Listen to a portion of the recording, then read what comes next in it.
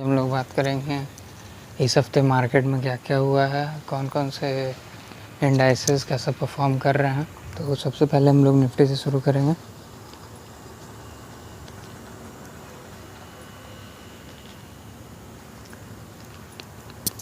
तो ये है फ़िलहाल आप लोग देख सकते हैं निफ्टी का चार्ट, फिबोनाची लगा हुआ है और आरएसआई लगा हुआ है और एक वॉल्यूम इंडेक्स है वो लगा हुआ है। तो जैसा कि हम लोग देख सकते हैं निफ्टी रिकवर कर रहा है और अभी इसका बिल्कुल एकदम सामने ही रेजिस्टेंस है, 25,400 के आसपास इसका रेजिस्टेंस है। वॉल्यूम में थोड़ा सा बस मूवमेंट है, ऐसा लग तो नहीं रहा कि क्रॉस करेगा, बट देखते हैं क्या होता है।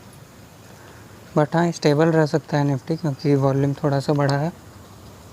निफ्टी के बाद बैंक निफ्टी में जैसा कि हम लोग डिस्कस किए थे कि ये सपोर्ट हो सकता है, तो अभी फ़िलहाल सपोर्ट से थोड़ा ऊपर चल रहा है और बैंक निफ्टी में वॉल्यूम धीरे धीरे बढ़ ही रहा है। तो निफ्टी के मुकाबले बैंक निफ्टी ज़्यादा स्ट्रॉन्ग दिख रहा है वॉल्यूम के मामले में, और back of the mirror volume में सारा गेम खेलता है।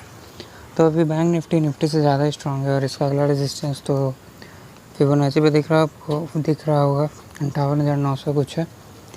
बैंक निफ्टी के बाद सेंसेक्स और निफ्टी ऑलमोस्ट सेम ही है।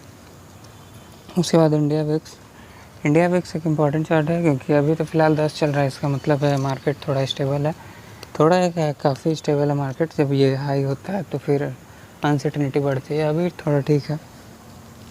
इंडिया विक्स के बाद यूएसडी आईएनआर अपने ऑल टाइम हाई पे, जैसे कि हम लोग देख सकते हैं काफ़ी टाइम से रिकवर करते करते अपना ऑल टाइम हाई तोड़ चुका है।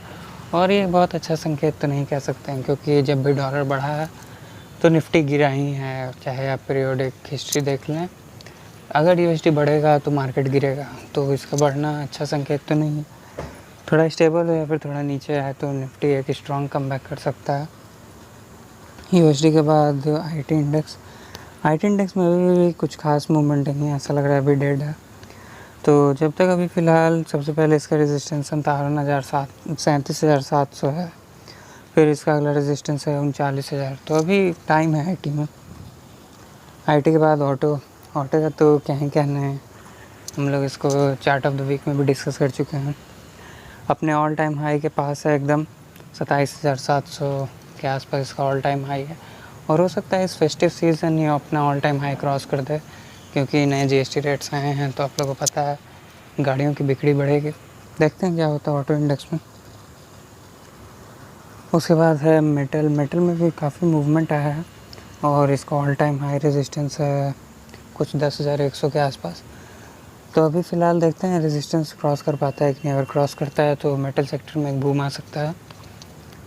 उसमें सबसे पहले टाटा स्टील है और फिर जिंदाल स्टील, ऐसे बहुत सारे स्टॉक्स हैं। JSW का भी तो आ गया है। उसके बाद एफएमसीजी में थोड़े बहुत बदलाव हुए हैं, पर अभी भी ये ऐसा लग रहा है कि ब्लॉक में फंसा हुआ है। अभी फ़िलहाल इसका 56,900 है।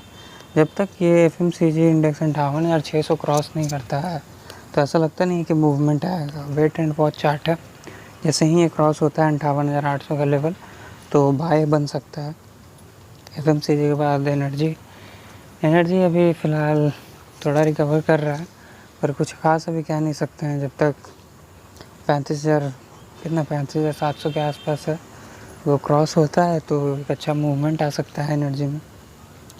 एनर्जी के बाद फार्मा भी अभी जोन में फंसा हुआ है, तो इसका लेवल अगला रेजिस्टेंस है एकदम सामने ही है, 22,500 के आसपास इसका रेजिस्टेंस है। तो अगर वो क्रॉस होता है तो अपने ऑल टाइम हाई जो कि है 23,600 के आसपास वहाँ तक जा सकता है आराम से। फार्मा के बाद इंफ्रा में भी थोड़ा रिकवरी हुआ है, पर वही सामने एकदम रेजिस्टेंस पे है। देखते हैं क्रॉस होता है कि नहीं। उसके बाद इंफ्रा के बाद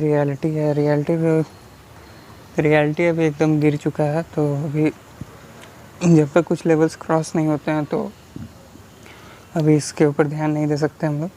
रियलिटी के बाद मीडिया तो बात ही नहीं करना है, बेकार है। उसके बाद माइक्रो कैप का डिस्कशन कर लेते हैं। माइक्रो कैप 250, इसका इमीडिएट रेजिस्टेंस है 24,470 के आसपास रेजिस्टेंस दिख रहा है। और अगर वो क्रॉस होता है तो अपने ऑल टाइम हाई की ओर जाएगा। तो फ़िलहाल इतना ही है आज के लिए।